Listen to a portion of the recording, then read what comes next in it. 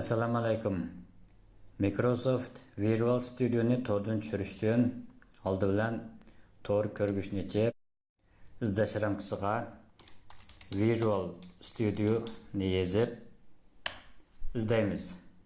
Izlash natijasidagi birinchi ulanmani chekib, Visual Studio'ningki tor bekitini ochamiz. Buning ichida Visual Studio'ningki nurg'un nashrlari bor. Bizga hozir lozimlik bo'lgani Visual Studio'ningki haqsiz nashri. Buning uchun texnik uchurlar degan besib Visual Studio 2015 ni tushirish deganni bosamiz. Ondan buning ichidan Visual Studio 2015 degan buni chekamiz. Ondan hozir bizga kerak bo'lgani mushningki community nashri, ya'ni haqsiz nashri. Biz bu yerden tilni Hanzuca tanlaymiz. Anandan keyin tushirish knopkasini bassak, bizning kompyuterimizga Visual Studio 2015 ningki community nashri tushishga boshlaydi.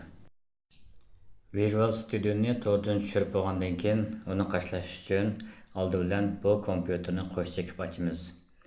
Ondan Visual Studio qashlangan optik diskka qo'zg'atqichni ochamiz.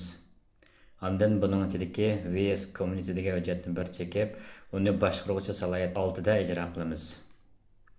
Shuning bilan Visual Studio qo'zg'alishga boshlaydi. Qachalash programmasi qo'zg'algandan keyin biz buning ichidan qachalash degan knopkani bassak, Visual Studio'ni kompyuterimizga qachalashga boshlaydi.